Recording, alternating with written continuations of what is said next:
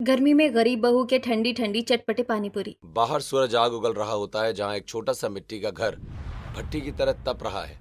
घर की छत घास की होने की वजह से सीधे गर्मी अंदर आ रही थी। जहाँ उस घर की बहू राधिका रसोई में पसीने से तरबतर होकर रोटियां सेक रही होती है, तभी शांति वहां आकर, राधिका बेटा, जल्दी से सबको खाना परोस दो। गर्मी के मारे तो जान निकली जा रही है। ये घास की छत तो जैसे सिर को जला ही देगी। अंदर सांस लेना भी भारी हो रहा है। जी माँ जी, बस आखिरी रोटी बची है, मैं अभी थाली लेकर आती हूँ। आप लोग पंखे के पास बैठिए। शांति हॉल में जाकर पंखे के सामने बैठ जाती है, जहाँ पंखा काफी गर्म हवा फेंक रहा होता है, जिसे देखकर नीरज, माँ इस पंखे को देखो, ये तो बस नाम के लिए चल रहा है। ऐसा लगता है जैसे कोई गर्म थपेड़े मार रहा हो। इतना पुराना हो गया है कि अब तो इसकी आवाज भी बर्दाश्त नहीं होती। क्या करें बेटा, हम गरीबों की किस्मत में यही लिखा है। छोटी मोटी मजदूरी से घर चलता है। हमारे पास इतने पैसे भी कहाँ हैं कि इस तपती गर्मी में कोई नया कूलर खरीद कर ले आए। पिताजी, आजकल तो गर्मियों का मौसम है और काम मिलना ही बड़ी बात है। भगवान का शुक्र समझो कि मिल में काम चल रहा है, वरना इस महंगाई में 2 वक्त की रोटी भी भारी पड़ जाती। तभी राधिका थाली लेकर आती है और सबको खाना परोसती है। सब लोग पसीना पोंछते हुए चुपचाप खाना खाने की कोशिश करते हैं। खाना खाने के बाद नीरज आंगन में खड़ी अपनी पुरानी साइकिल को कपड़े से साफ करते हुए देखता है कि साइकिल के टायरों में हवा कम है और चेन से अजीब सी आवाज आ रही है। तभी कमलेश अंदर से अपना झोला लेकर बाहर आता है। पिताजी चलिए, अब फैक्ट्री जाने का समय हो गया है। अगर देर हुई तो मालिक गुस्सा करेगा। मैंने साइकिल थोड़ी साफ कर दी है, पर ये कब जवाब दे जाए कुछ कह नहीं सकते। हाँ नीरज, ये साइकिल तो अब जवाब देने लगी है। कितनी बार रास्ते में बंद हो जाती है। तुम लोग इसे बदल क्यों नहीं देते? धूप में धक्का मार कर ले जाना बहुत भारी पड़ता होगा। माँ, पैसे कहाँ हैं जो नई साइकिल ले लें? जो थोड़ा बहुत बचता है वो घर के खर्च में ही निकल जाता है। फिलहाल तो इसी पुरानी सवारी से काम चलाना पड़ेगा। आप लोग संभल कर जाइएगा, धूप बहुत तेज है। मैंने पानी की बोतल भर दी है, रास्ते में प्यास लगे तो पी लीजिएगा। भगवान करे आज फैक्ट्री में काम थोड़ा हल्का रहे। ठीक है बहू, हम चलते हैं। तुम और शांति अपना ख्याल रखना। शाम को लौटते समय देखेंगे कुछ पैसों का इंतजाम हो गया तो राशन का सामान मिल से लेते आएंगे। कमलेश साइकिल के पीछे बैठता है और नीरज आगे बैठकर पैडल मारता हुआ धूप में निकल जाता है। शांति और राधिका दरवाजे पर खड़ी होकर उन्हें दूर तक जाते हुए देखती रहती हैं। नीरज और कमलेश के जाने के बाद राधिका घर की साफ सफाई, झाड़ू और पोछा खत्म करके थककर जमीन पर बैठती ही है कि शांति 2 खाली मटके लेकर पास आती है। राधिका बेटा, घर में पीने का पानी बिल्कुल खत्म हो गया है और प्यास के मारे गला सूख रहा है। तुझे तो पता ही है कि हमें कुएं पर जाकर ही पानी लाना पड़ता है। चल मटके उठा ले। जी माँ जी, चलिए चलते हैं। वैसे भी इस घास की छत के नीचे बैठने से अच्छा है कि थोड़ा बाहर की हवा खाएं। हालांकि बाहर भी लू ही चल रही है। दोनों मटके लेकर गांव के सार्वजनिक कुएं पर पहुंचती हैं, जहां पहले से ही कुछ पड़ोसने पानी भरते हुए गर्मी के बारे में बात कर रही होती हैं। अरे शांति बहन, इस बार तो गर्मी ने सारे रिकॉर्ड तोड़ दिए हैं। घर में बैठना मुश्किल हो गया है। हम गरीबों के पास तो बस इसी कुएं के पानी का सहारा है। तुम सही कह रही हो बहन। दोपहर में तो ऐसा लगता है जैसे हम किसी तंदूर के अंदर बैठे हो। क्या कर सकते हैं माँ जी, सब बर्दाश्त करना पड़ता है। बस ये मटके भर जाए तो घर जाकर थोड़ा ठंडा पानी पीकर जान में जान आए। राधिका कुएं से पानी खींचकर अपने मटके में भरकर वापस घर की तरफ निकल जाती है। रास्ते भर वो पसीने से बेहाल रहती है। ऐसे ही रात का समय हो जाता है और पूरा परिवार जमीन पर बैठकर सादा खाना खा रहा होता है। कमलेश को अचानक जोर से खांसी आने लगती है और वो हांफने लगता है। तभी शांति हड़बड़ाकर पानी का गिलास उठाती है। कमलेश जी, क्या हुआ? बेटा नीरज तो पिताजी की दवाइयाँ तो लाया ही नहीं। देखो कैसे हाफ रहे हैं। उनकी हालत देखकर मुझे बहुत डर लग रहा है। अरे हाँ माँ, मैं तो भूल ही गया था। दवाई तो मेरी जेब में ही रखी रह गई। काम की भागदौड़ में दिमाग से उतर गया। ये लीजिए पिताजी, जल्दी से पी लीजिए। पिताजी आप थोड़ा आराम कीजिए, दवाई खाकर राहत मिलेगी। आपको तो सांस की बीमारी है। इस धूल और गर्मी में आपको अपना बहुत ज्यादा ध्यान रखना चाहिए। माँ, अच्छा हुआ कि हम कपड़ा मिल में काम करते हैं, वरना इस गर्मी में बाकी सारे काम बंद हो गए हैं। अगर मिल बंद होती तो पता नहीं हमारा ये खर्चा और पिताजी का इलाज कैसे चलता। हाँ बेटा, ये तो भगवान की कृपा है कि मिल अच्छी चल रही है। हमारा ज्यादातर पैसा तो मेरी दवाइयों में ही खर्च हो जाता है, वरना पता नहीं हम लोग कैसे गुजारा करते। कमलेश दवाई खाकर थोड़ा शांत हो जाता है। नीरज उसे सहारा देकर बिछावन पर लिटा देता है। वहीं राधिका बर्तन समेटने लगती है। कुछ दिन ऐसे ही बीतते हैं रोज की तरह। आज भी राधिका और शांति सुबह का काम निपटा रही होती हैं। काम करके वो अपने कमरे में आराम कर ही रही होती हैं कि तभी दोपहर में अचानक नीरज और कमलेश बहुत जल्दी फैक्ट्री से वापस आ जाते हैं। उनके चेहरे उतरे हुए होते हैं और वो बहुत परेशान दिख रहे थे। क्या बात है, आप लोग आज इतनी जल्दी वापस कैसे आ गए? अभी तो दोपहर भी नहीं हुई है और आप दोनों का चेहरा इतना उतरा हुआ क्यों है? नीरज बेटा कुछ तो बोल, कहीं मालिक ने कुछ कहा तो नहीं? कमलेश जी आप इतने चुप क्यों हैं? माँ, आज कपड़ा मिल में शॉर्ट सर्किट की वजह से बहुत भयंकर आग लग गई। सब कुछ जलकर राख हो गया और मालिक ने मिल को हमेशा के लिए बंद कर दिया। यूं कहें कि हमारा काम हमेशा के लिए चला गया बेटा। अब इस उम्र में और इस तपती गर्मी में हमें कौन काम देगा? भगवान ने हमारे सिर से छत और हाथ से निवाला दोनों छीन लिया। आप लोग इतने परेशान क्यों हो रहे हैं? हिम्मत मत हारिए, कोई ना कोई रास्ता जरूर निकल जाएगा। अभी आप लोग शांत हो जाइए। राधिका जल्दी से सबके लिए खाना लगा दो। राधिका दुखी मन से रसोई में जाती है। उसे पता है कि घर में राशन खत्म होने वाला है, फिर भी वो सबको खाना खिलाती है, लेकिन कोई भी भरपेट खाना नहीं खा पाता। ऐसे ही रात हो जाती है जहाँ घर में सन्नाटा पसरा हुआ था। तभी राधिका शांति के पास जाकर धीरे से बोलती है, माँ जी घर का राशन आज बिल्कुल खत्म हो गया है। मुझे लगा कि आज पिताजी कुछ सामान ले आएंगे, पर नौकरी चले जाने से सब बिगड़ गया। अब कल सुबह हम क्या खाएंगे? बेटा तू अभी चुप रह। नीरज और कमलेश पहले ही बहुत दुखी है। कल सुबह का कल देखेंगे। कोई ना कोई पड़ोस वाला मदद जरूर कर देगा। माँ बहुत भूख लगी है, क्या कल सुबह मुझे दूध और बिस्कुट मिलेंगे? आपने कहा था कि जब पिताजी आएंगे तो मेरे लिए खाने की चीज लाएंगे।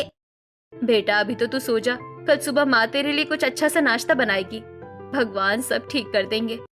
ऐसे ही सभी लोग पानी पीकर सो जाते हैं, पर राधिका को नींद नहीं आती। वो पूरी रात छत की तरफ देखती रहती है और आने वाले कल के बारे में सोचती रहती है। देखते देखते सुबह भी हो जाती है और कमलेश भूख की वजह से उठ जाता है और शांति की तरफ देखता है। शांति, भूख बहुत तेज लगी है, जरा कुछ नाश्ता बनवा दो। खाली पेट रहा नहीं जा रहा और दवा भी खानी है। कुछ भी बना दो जो घर में पड़ा हो। मैं क्या बनवा दूं? घर पर तो एक दाना भी नहीं है नाश्ता बनाने के लिए। कल रात को ही सब कुछ खत्म हो गया था। राधिका भी बेचारी खाली डिब्बे देख रही है। दादी माँ मुझे भी बहुत जोर से भूख लगी है, कुछ तो खाने के लिए दे दो। राधिका सुन, तू जरा उस साहूकार के पास जा और बोल के थोड़ा उधार दे दे। कहना कि नीरज को काम मिलते ही हम ब्याज समेत पैसे लौटा देंगे। माँ जी पहले से ही उन पर बहुत उधार है, वो अब और नहीं देंगे। मुझे तो उनके पास जाने से भी डर लगता है, वो बहुत खरी खोटी सुनाते हैं। तू ज्यादा मुंह मत चला, जैसा कह रही हूँ वैसा कर। जान मांग कर देख, शायद उसे तरस आ जाए और वो थोड़ा राशन दे दे। घर में बच्चा भूखा बैठा है। राधिका सिर झुकाकर साहूकार की दुकान की तरफ निकल पड़ती है। उसके कदम भारी और मन में बहुत झिझक बढ़ रही थी। राधिका साहूकार की दुकान पर पहुंचती है।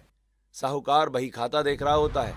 राधिका कोने में खड़ी होकर हिम्मत जुटाकर कहती है, साहूकार जी नमस्ते, मुझे थोड़ा बहुत राशन उधार दे दीजिए। घर में खाने को कुछ भी नहीं है और बच्चा भी भूखा बैठा है। जैसे ही काम मिलेगा हम लौटा देंगे। भाई तुम्हारा तो पहले से ही इतना उधार बकाया है, अभी तक तो वो चुकाया नहीं और फिर से आ गई। कितना उधार करते हो तुम लोग? हाँ, आखिर कमाते हो तो करते क्या हो? मिल बंद हो गई है साहूकार जी, हम बहुत मुसीबत में हैं। बस इस बार मदद कीजिए वरना हमारे घर में आज चूल्हा नहीं जलेगा। जाओ यहाँ से, कोई उधार नहीं मिलेगा। जाओ, मुफ्त में बांटने के लिए दुकान नहीं खोली है मैंने। जब पुराने पैसे लेकर आओगी तभी राशन मिलेगा। मुंह ताकना बंद करो और जाओ। राधिका का चेहरा उतर जाता है। वो बिना कुछ बोले वहां से लौट जाती है। वो खाली हाथ घर की तरफ चल रही होती है। राधिका घर लौटती है तो शांति उसकी शक्ल देखकर सब समझ जाती है। शांति फिर राधिका को पड़ोसन के घर भेजती है, जिसके बाद राधिका पड़ोसन के दरवाजे पर जाकर दस्तक देती है। बहन, हमारे घर में आज खाने को कुछ नहीं है और साहूकार ने भी मना कर दिया है। क्या तुम थोड़ा राशन उधार दे सकती हो? बच्चा भूख से रो रहा है। हमारे घर में भी 2 वक्त का चूल्हा बड़ी मुश्किल से जलता है, लेकिन मैं तुम्हें इतना भूखा नहीं देख सकती। रुको, मैं थोड़ा सा आटा लेकर आती हूँ। ये लो, थोड़ा सा आटा तुम ले जाओ और बच्चों को कुछ बनाकर खिला दो। अभी मेरे पास इतना ही है, उम्मीद है इससे तुम्हारी आज की भूख मिट जाएगी। तुम्हारा बहुत बहुत शुक्रिया बहन, तुमने इस मुश्किल घड़ी में हमारा साथ दिया। मैं ये एहसान कभी नहीं भूलूंगी। भगवान तुम्हारा भला करे। राधिका थोड़ा सा आटा लेकर आती है और शांति को दिखाती है। दोनों आटे की मात्रा देखकर सोच में पड़ जाते हैं। इतने कम आटे में 4-5 लोगों का पेट कैसे भरेगा? माँ जी, अगर मैं इसकी रोटियां बनाऊंगी तो मुश्किल से 2 ही बन पाएंगे। अब आप ही बताइए कि हम 5 लोगों में 2 रोटियां कौन कौन खाएगा? तू अपने हिसाब से देख ले राधिका, कुछ ऐसा बना जिससे सबका थोड़ा थोड़ा पेट भर जाए। शायद इसमें ज्यादा पानी डालकर कुछ और बनाया जा सके। मैं सोच रही हूँ कि आटे में नमक और ज्यादा पानी डालकर इसका पतला दलिया बना लूं। इससे कम से कम सबके पेट में कुछ तो जाएगा और भूख कम लगेगी। तभी बाहर से छोटू आवाज देते हुए कहता है, माँ बहुत भूख लगी है, कुछ तो खाने को दे दो। ये आप क्या बना रही हो? मुझे रोटी खानी है। हाँ बेटा, बस थोड़ी देर और, मैं तेरे लिए खाना ला ही रही हूँ। थोड़ी देर के बाद राधिका दलिया बनाकर लाती है और सभी लोगों के सामने परोस देती है।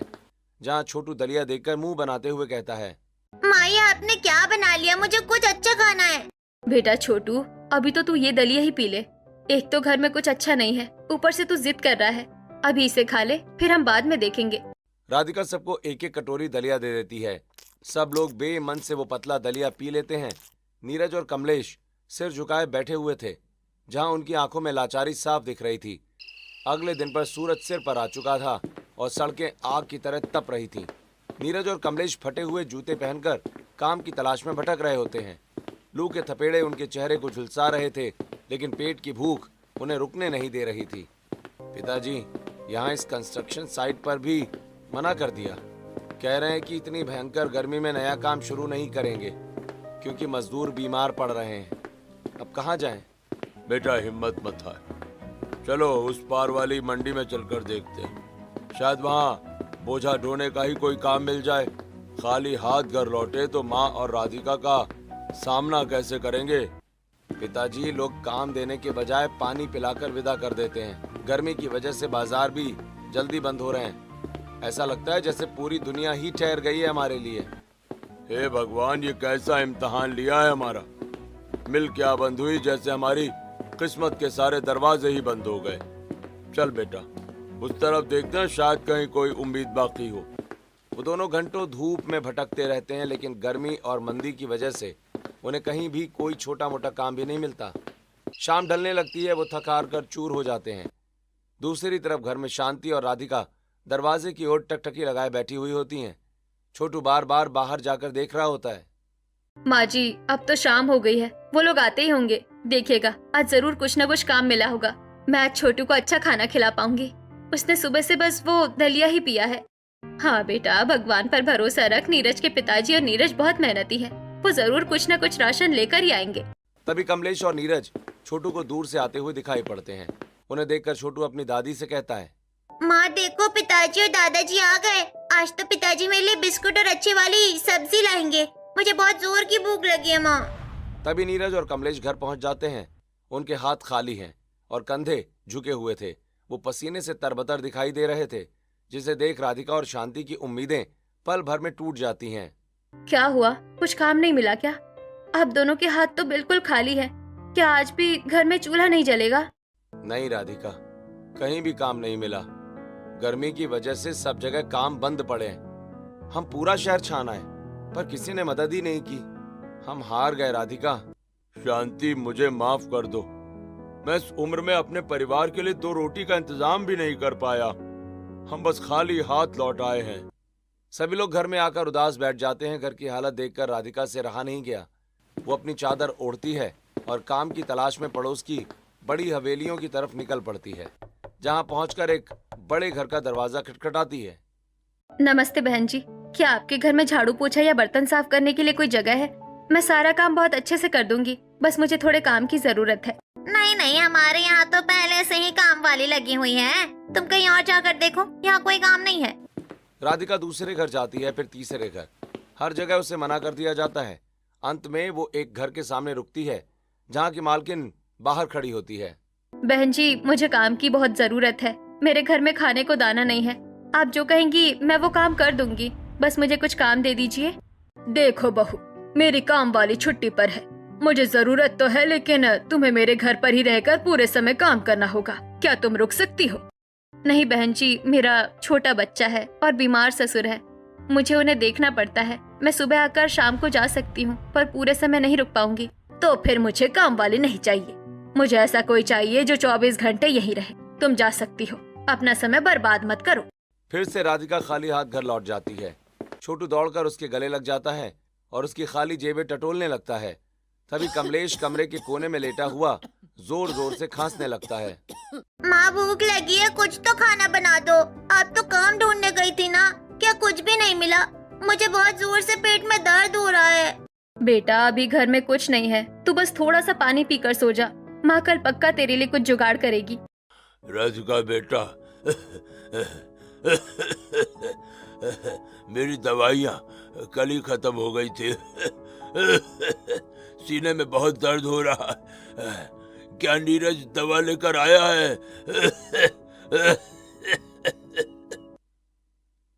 पिताजी, मैं कितना मजबूर हो गया हूँ। मेरे पास इतने पैसे भी नहीं बचे कि मैं अपने पिता का इलाज करा सकूं और अपने बच्चों को 2 वक्त का खाना खिला सकूं। ये कैसी जिंदगी है? आप क्यों चिंता करते हैं जी, कुछ ना कुछ तो हो ही जाएगा। आप इतना परेशान मत होइए। भगवान ने हाथ पैर दिए हैं तो कोई रास्ता जरूर निकलेगा।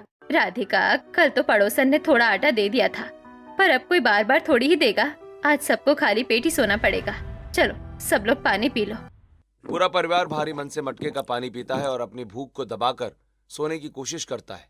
रात के अंधेरे में बस ससुर की खांसी और बच्चों के कराहने की आवाज ही आती रहती है। अगले दिन सुबह होते ही थोड़ी देर बाद लू चलना भी शुरू हो जाती है। मोहल्ले की 2 औरतें सीमा और मीना धूप से बचती हुई राधिका के घर के पास से गुजर रही होती हैं। अरे बाप रे, इतनी धूप है कि गला सूख जा रहा है। मीना चलो राधिका के घर चलते हैं, वहाँ मटके का ठंडा पानी मिल जाएगा, थोड़ी राहत मिलेगी। हाँ बहन चलो, इतनी गर्मी में तो रूह तक कांप रही है। तभी राधिका के घर के दरवाजे पर आकर राधिका, ओ राधिका, बहू जरा बाहर तो आना, बहुत प्यास लगी है। हाँ चाची आइए, बैठिए यहाँ छज्जे के नीचे। बताइए मैं आपके लिए क्या कर सकती हूँ? बेटा जरा ठंडा पानी पिला दो, गला बिल्कुल सूख गया है। ऐसा लग रहा है जैसे अभी बेहोश हो जाऊंगी। बस थोड़ा सा पानी दे दो। चाची आप मजाक क्यों करती हैं? ठंडा पानी हमारे यहाँ कहाँ, फ्रिज तो है नहीं, बस ये मटका ही है। इसका पानी फ्रिज जैसा तो नहीं होगा। अरे राधिका दे दे बेटा, मटके का पानी तो इस गर्मी में अमृत जैसा होता है। ले आ मटके का पानी, इन्हें पिला। तभी राधिका मटके से पानी निकालकर उन्हें देती है। गर्मी के कारण सीमा और मीना गटागट पानी पी जाती हैं। आहा, कलेजे को ठंडक मिल गई। राधिका, इस जलने वाली गर्मी में अगर इस पानी के साथ कुछ तीखा चटपटा और ठंडा खाने को मिल जाए ना, तो रूह तक खुश हो जाएगी। तभी गली में एक पानी पूरी वाला आवाज लगाता हुआ गुजरता है। पानी पूरी ले लो, चटपटी पानी पूरी। देखो सीमा, तुम्हारी मुराद तो भगवान ने तुरंत सुन ली। पानी पूरी वाला आ गया। चलो राधिका तुम भी चलो, आज हम सब मिलकर पानी पूरी खाएंगे। नहीं नहीं चाची, आप लोग जाइए, हमारा पेट भरा है, हमने अभी भी खाना खाया है। आप लोग मजे से खाइए, हमें भूख नहीं है। अच्छा ठीक है, हम चलते हैं। अपना ख्याल रखना शांति बहन। राधिका, पानी के लिए बहुत शुक्रिया। सीमा और मीना बाहर जाकर पानी पूरी वाले के पास खड़ी हो जाती हैं। छोटू दरवाजे की ओर से उन्हें एकटक देख रहा होता है और उसके मुंह से पानी टपकने लगता है। माँ मुझे भी पानी पूरी खानी है। देखो वो आंटी लोग कैसे खा रही है, मुझे भी एक प्लेट खिला दो ना माँ, प्लीज। चुप रह बेटा, अंदर चल। अभी हमारे पास पैसे नहीं है, बस ऐसे बाहर निकल कर मत देख, लोग क्या सोचेंगे। चल अंदर। राधिका छोटू को अंदर ले जाती है। शांति ये सब देखकर कहती है, हाँ बेटा, राधिका सही कह रही है। अब तो हम जितने गरीब थे उससे भी ज्यादा गरीब हो गए हैं। पानी पूरी तो हमारे लिए अब सपने जैसी हो गई है। माँ जी, आपने देखा ये औरतें पानी पूरी के लिए कितनी पागल हैं। इस गर्मी में सबको कुछ ठंडा और चटपटा चाहिए। क्यों ना हम भी पानी पूरी बेचने का काम शुरू करें? क्या हम पानी पूरी बेचेंगे? पर बेटा इसके लिए तो बहुत तामझाम चाहिए, और फिर लोग क्या कहेंगे कि अब ये लोग गलियों में पानी पूरी बेच रहे हैं। माँ जी, शर्म से पेट नहीं भरता। अगर हम मेहनत करेंगे तो हमारी गरीबी भी दूर हो जाएगी और हमें किसी के आगे हाथ भी नहीं फैलाना पड़ेगा। मैं ये काम कर सकती हूँ माँ जी। जब शाम को नीरज और कमलेश घर लौटते हैं तब राधिका उन्हें अपना पानी पूरी वाला आइडिया बताती है। राधिका, तुम कैसी बातें कर रही हो? तुम सड़क पर खड़ी होकर पानी पूरी बेचोगी? भगवान जाने कैसे कैसे लोग आएंगे, तुम्हें परेशान करेंगे। तुम्हें ये शोभा नहीं देता। लेकिन बेटा बहू सही कह रही है। इसके अलावा हमारे पास कोई रास्ता भी तो नहीं है। अगर तेरे पास कोई और काम है तो बता, हम वो कर लेंगे, वरना कल फिर भूखा सोना पड़ेगा। पिताजी, बात तो आपकी सही है, पर राधिका, इस गरीबी में पानी पूरी बेचने के लिए सामान खरीदने के पैसे कहाँ से आएंगे? आटा, तेल, मसाले, इन सब के लिए भी तो पूंजी चाहिए। माँ जी, एक तो उम्मीद की किरण दिखाई दे रही थी और वो भी पैसों की वजह से बुझ गई। अगर मेरे पास थोड़े पैसे होते तो मैं साइकिल पर मटका रखकर बेच लेती। रुक राधिका, तू इतनी शिद्दत से ये काम करना चाहती है ना, तो मैं तेरी मदद करूंगी। तू मेरी बहू नहीं, मेरी बेटी है और अपनी बेटी के अरमान मैं टूटने नहीं दूंगी। शांति अंदर जाती है और एक पुराना संदूक खोलती है।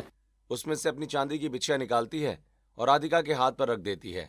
ये ले बहू, ये मेरी चांदी की बिछिया है। मैंने इसे बहुत संभाल कर रखा था कि किसी वक्त जरूरत में काम आएगी। तू जा, इसे बेच दे और अपने बिजनेस का सामान ले आ। नहीं माँ जी, ये तो आपकी आखिरी निशानी है, मैं इसे कैसे ले सकती हूँ? ये तो आपके सुहाग की निशानी है, मैं इसे कभी नहीं बेचूंगी। पगली, सुहाग और घर तब बचेगा जब हम जिंदा रहेंगे। तू जा और इसे बेचकर सामान ला। मुझे भरोसा है कि तू इस बिछिया की कीमत सूद समेत वापस ले आएगी। और बहू, मेरी जो पुरानी साइकिल है वो तू ले ले। हम उस पर लकड़ी का फट्टा लगाकर तेरी दुकान बना देंगे। अपने ससुराल वालों का इतना साथ देखकर राधिका की आंखों में आंसू आ जाते हैं। वो अपनी सास के पैर छू लेती है। नीरज और कमलेश बिछिया लेकर बाजार की तरफ निकल जाते हैं। ऐसे ही अगले दिन नीरज और कमलेश साहूकार की दुकान की सीढ़ियां चढ़ रहे होते हैं, जहां नीरज हाथ में चांदी की बिछिया एक पुराने रुमाल में लिपटी हुई लेकर साहूकार की दुकान पर बैठ जाता है। तभी नीरज साहूकार से, साहूकार जी, आज हम उधार मांगने नहीं आए हैं। ये देखिए, ये चांदी की शुद्ध बिछिया है, इसे गिरवी रख लीजिए और हमें बस इतना पैसा दे दीजिए जिससे घर का चूल्हा और एक छोटा सा काम शुरू कर सके। लाओ जरा देखूं। चांदी तो पुरानी है पर चमक अभी भी है। ठीक है, मैं तुम्हें इसके बदले कुछ पैसे दे देता हूँ, लेकिन याद रखना ब्याज समय पर चुकाना होगा।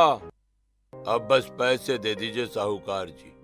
हमारी बहू ने एक हिम्मत का काम शुरू करने की ठानी। भगवान ने चाहा तो हम जल्दी ही आपका सारा कर्जा और ये बिछिया भी छुड़ा ले जाएंगे। बातें तो तुम लोग बड़ी बड़ी करते हो, पर खैर ये लो पैसे, सावधानी से खर्च करना, क्योंकि दोबारा कुछ गिरवी रखने के लिए तुम्हारे पास बचा नहीं है। आपका बहुत शुक्रिया। पिताजी चलिए जल्दी बाजार चलते हैं, राधिका इंतजार कर रही होगी। हमें आटा, सूजी, तेल और सबसे जरूरी वो ठंडे मसाले लेने हैं। नीरज पैसे लेकर निकलता है। वो तेजी से बाजार की तरफ बढ़ते हैं ताकि धूप तेज होने से पहले सामान घर पहुंच जाए। घर पहुंचकर राधिका, नीरज और कमलेश मिलकर एक पुरानी साइकिल को दुकान की शक्ल दे रहे होते हैं। तभी राधिका कहती है, पिताजी, हमें पानी पूरी रखने के लिए एक डब्बा भी चाहिए। वो देखिए, सामने घर का कंस्ट्रक्शन हो रहा है। मैं वहाँ से लकड़ी के पट्टे उठा लेती हूँ और वो देखिए, उधर सामने कांच का काम चल रहा है, वहाँ से कांच ले आती हूँ। सबको मिलाकर हम डब्बा बना लेंगे। ऐसा कहकर राधिका सामने वाली पड़ोसन के घर जाती है। वहाँ से लकड़ी के फट्टे मांग कर ले आती है। वहीं दूसरी तरफ से एक कांच का टुकड़ा भी मांग कर ले आती है। साइकिल के पीछे वाले हिस्से पर फालतू पड़े लकड़ी के फट्टे और कीलों की मदद से एक ढांचा तैयार करती है। नीरज जी, इस पट्टे को जरा यहाँ से ठोक दीजिए ताकि ये हिले नहीं, और ये कांच का टुकड़ा जो पुराना पड़ा था इसे हम आगे लगा देंगे ताकि पानीपुरी धूल और मक्खियों से बची रहे। राधिका, मैंने ये फट्टे तो मजबूत लगा दिए हैं, पर ये साइकिल बहुत पुरानी है। क्या तुम इसे लेकर मोहल्ले मोहल्ले घूम पाओगी? कहीं इसका टायर बीच में रास्ते में जवाब ना दे जाए। अरे बेटा, तू चिंता मत कर, मैंने इसके टायरों में नई हवा भर दी है और चेन में थोड़ा तेल भी डाल दिया है। ये साइकिल नहीं, हमारी किस्मत का पहिया है जो अब घूम कर ही रहेगा। बहू, मैंने मटकों को अच्छे से धोकर सुखा दिया है। इसमें जब हम ठंडा पानी डालेंगे तो ये बाहर से भी ठंडे रहेंगे। बस तू अपनी चटनी और पानी का स्वाद लाजवाब रखना। माँ जी, आप बस देखती जाइए, मैंने इमली भिगो दी है और पुदीना भी पीस लिया है। अगर हमें थोड़ी बर्फ मिल जाए तो हम अपनी पानीपुरी के पानी में डाल लेते, ताकि इस तपती गर्मी में लोग एक बार पिए तो बार बार आए। राधिका अपनी नई साइकिल दुकान को साफ कपड़े से पोंछती है। पूरा परिवार मिलकर इसे सजाता है। छोटू भी पास खड़ा होकर कभी हथौड़ी पकड़ाता है तो कभी कीलें गिनता है। हाँ राधिका, तुम सही कहती हो। मेरे साथ चलो, मैं बताता हूँ कि हमें बर्फ कहाँ से मिलेगी। तभी राधिका और नीरज शहर की एक छोटी बर्फ फैक्ट्री के पास पहुँचते हैं, जहाँ सेठ बाहरी कुर्सी डालकर बैठा होता है। सेठ जी नमस्ते, हमने अपनी एक छोटी सी पानीपुरी की दुकान शुरू की है। क्या आप हमें थोड़ा बर्फ उधार दे सकते हैं? जैसे ही शाम को बिक्री होगी हम आपके पैसे चुका देंगे। देखो बहू, बिजनेस में उधार नहीं चलता।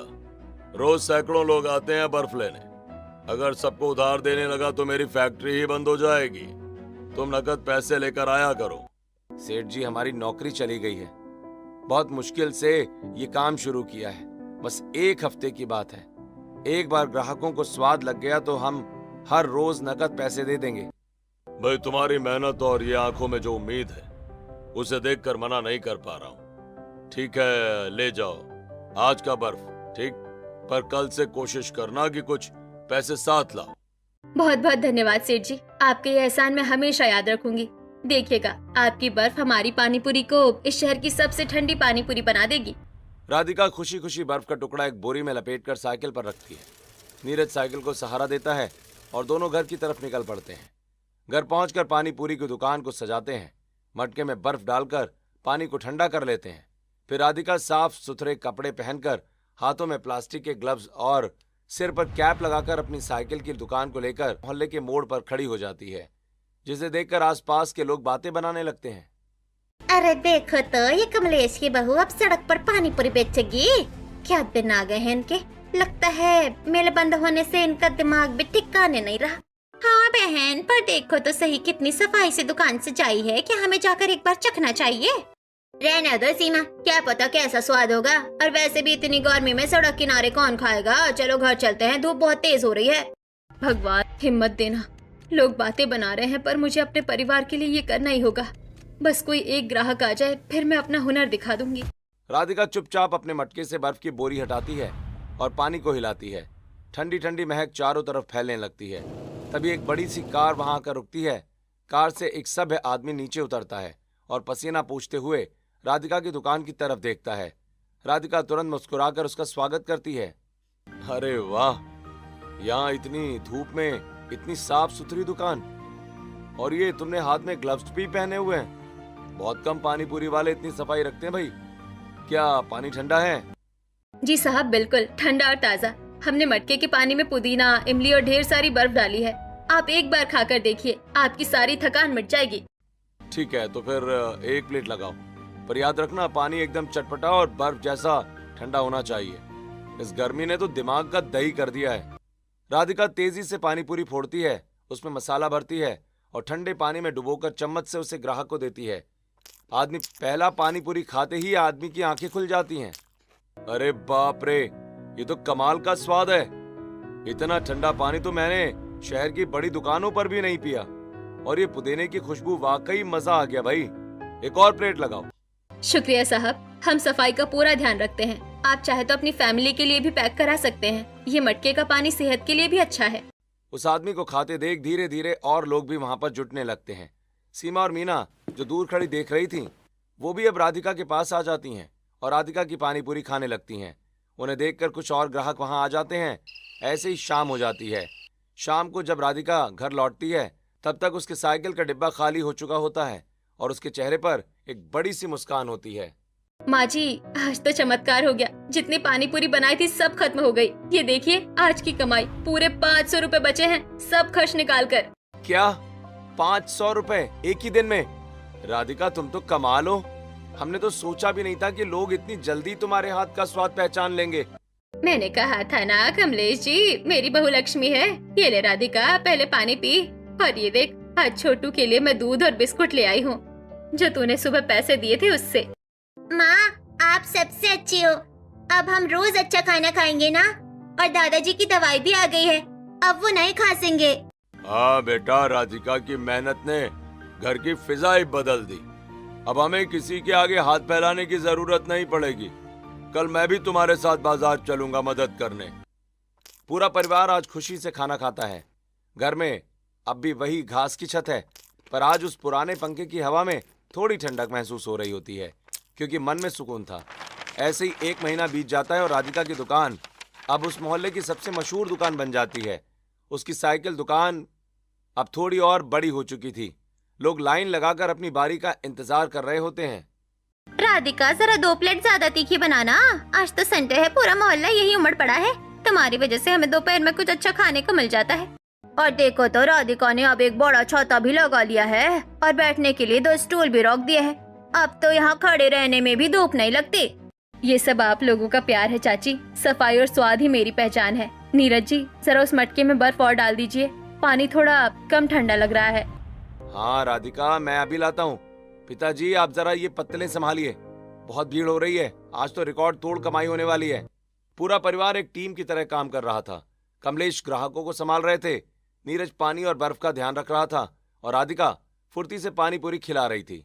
फिर शाम को वो लोग घर आ जाते हैं, जहाँ अब उन्होंने घर में एक नया कूलर लगा लिया है, जिसकी ठंडी हवा पूरे कमरे को ठंडा कर रही होती है। तभी दरवाजे पर कोई दस्तक देता है और नीरज जाकर दरवाजा खोलता है। अरे आप मिल के मुंशी जी, आप यहाँ कैसे? क्या मिल दोबारा शुरू हो रही है? हाँ भाई नीरज, मालिक ने मिल की मरम्मत करवा दी है और ये ज्वाइनिंग लेटर है। कल से तुम और तुम्हारे पिताजी काम पर वापस आ सकते हो। मिल कल से पूरी क्षमता के साथ शुरू हो रही है। बहुत बहुत शुक्रिया मुंशी जी, पर आप बैठिए, थोड़ा ठंडा पानी पीजिए। शांति, जरा मुंशी जी के लिए पानी लाना। नहीं नहीं, मुझे और भी घर जाना है, तो कल सुबह 8 बजे पहुंच जाना। मालिक तुम दोनों का इंतजार करेंगे। पुरानी सैलरी भी थोड़े बोनस के साथ मिलेगी। जिसके बाद मुंशी जी चले जाते हैं। नीरज और कमलेश लेटर को हाथ में पकड़े हुए एक दूसरे की तरफ देखने लगते हैं। पिताजी, आपने क्या सोचा? कल मिल जाना है ना? मुंशी जी ने कहा है कि काम अब और भी अच्छा चलेगा। बेटा, मैंने तो फैसला कर लिया है, अब मैं किसी की गुलामी नहीं करूंगा। राधिका की इस छोटी सी दुकान ने हमें जो इज्जत और आजादी दी है, वो उस मिल में कभी नहीं मिल सकती। मैं भी यही सोच रहा था पिताजी। दूसरों की नौकरी करने से अच्छा है कि हम अपनी इस दुकान को और बड़ा करें। अब हम एक पक्की दुकान लेंगे जिसका नाम होगा राधिका की ठंडी चटपटी पानी पूरी।